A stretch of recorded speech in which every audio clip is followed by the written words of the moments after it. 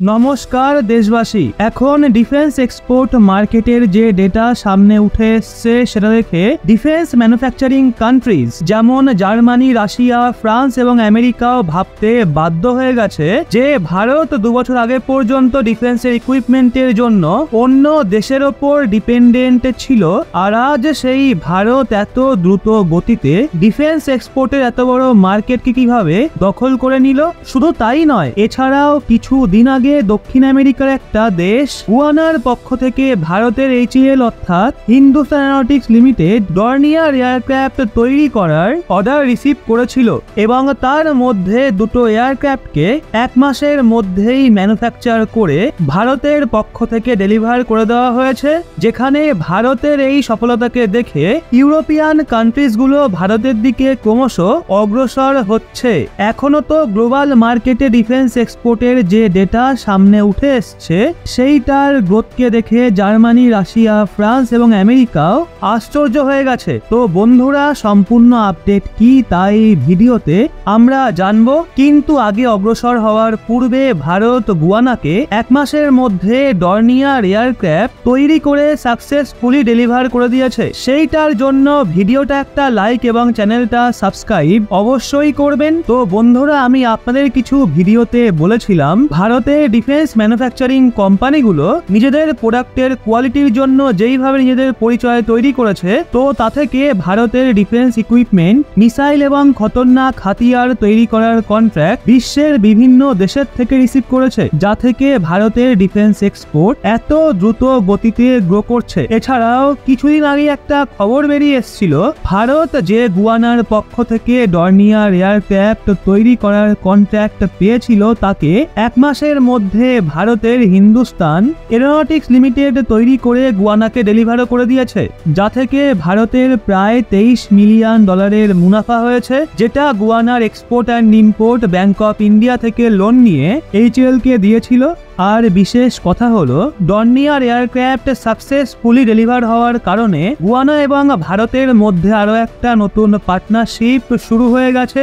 আর Dornier aircraft গুয়ানাকে সময় মতো deliver করার কারণে ইন্ডিয়ান এয়ারফোর্সকে তারা ওয়েলকামও করেছিল, কারণ এটা কোনো ছোটখাটো এয়ারক্রাফট নয়, বরং একে ভারত ইন্ডিজিনাস টেকনোলজির দ্বারা ডেভেলপ করেছে, যার ব্যবহার এই সময় ইন্ডিয়ান নেভি এবং ইন্ডিয়ান এয়ারফোর্স নতুন নতুন অপারেশনের জন্য ব্যবহার করে থাকে। এর পেলোড ক্যাপাসিটি বেশি হওয়ার কারণে এর মাধ্যমে সাধারণ ভেহিকেল এবং ছোট ছোট হাতিয়ারকে এক জায়গা থেকে অন্য জায়গায় খুবই সহজে বহন করে নিয়ে যাওয়া যেতে পারে। যদিও এই সময় ভারতে এর সবচেয়ে বেশি ব্যবহার রেস্কিউ এলাকাগুলোতে ইন্ডিয়ান নেভি করে থাকে, কিন্তু ভারতের দ্বারা ডেভেলপ করা এই ডর্নিয়ার এয়ারক্রাফট এত বেশি পাওয়ারফুল যে এটা লম্বা সময় পর্যন্ত পাহাড়ি এলাকাতে ফ্লাই করতে পারবে। আর গত বছর 2023-এ এই এয়ারক্রাফটের টেকনোলজি ভারত শ্রীলঙ্কাকেও ট্রান্সফার করেছিল, যাতে শ্রীলঙ্কাতে রিপেয়ারিং এবং মেইনটেনেন্স করা যায়। এছাড়াও যাতে শ্রীলঙ্কাও নিজেদের মিলিটারি পাওয়ারকে বৃদ্ধি করতে পারে। আর এখন শ্রীলঙ্কা এবং ভারতের রিলেশন এই সময় অনেক ভালো রয়েছে। এই অবস্থায় প্রয়োজনে শ্রীলঙ্কাও ভারতের সাহায্য করতে পারে। আপনাদের বলে রাখি, এই এয়ারক্রাফটে জার্মানির দ্বারা ডেভেলপ করা পাওয়ারফুল ইঞ্জিনের ব্যবহার করা হয়ে থাকে। যদিও ভারতের কোম্পানিগুলো বেশিরভাগ জিনিসকেই ডেভেলপ করছে যাতে সেলফ ডিপেন্ডেন্সিকে আরো বৃদ্ধি করা যেতে পারে। কিছুদিন আগেই ডিফেন্স ইকুইপমেন্ট এক্সপোর্টের একটা ডেটা জারি করা হয়েছিল, যার তথ্য অনুযায়ী ফাইন্যান্সিয়াল ইয়ার 2023-24 সালে প্রায় 21 কোটি টাকার ডিফেন্স ইকুইপমেন্ট এবং হাতিয়ারকে আমরা অন্যান্য দেশেতে এক্সপোর্ট করেছি, যেখানে গত বছরের তুলনায় এই বছর ভারত ডিফেন্স এক্সপোর্টে 32.5% বৃদ্ধি এনেছে।